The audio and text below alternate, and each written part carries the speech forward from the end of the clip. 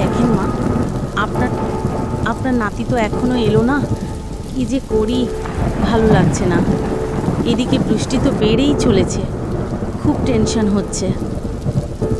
চিন্তা করো না বৌমা, দাদুভাই ঠিকই চলে আসবে। তুমি শুধু শুধু টেনশন করছো। চলো ভিতরে চলো, টেনশন করো না, কিছু হবে না, চলে আসবে।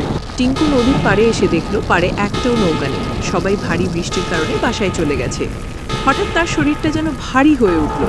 কিছু একটা শব্দ পাচ্ছে পিছনে, কিন্তু তাকাতে সাহস পাচ্ছে না। চারিদিকে অন্ধকার আর প্রচণ্ড বৃষ্টি। তার মনে হচ্ছে তার পিছনে কিছু একটা দাঁড়িয়ে আছে। ও মাঝি ভাই, ও ভাই, কেউ কি আছো? আমাকে এই নদীটা একটু পার করে দিন না, আমি খুব বিপদে পড়েছি। কোনো সাড়া শব্দ নেই কারো।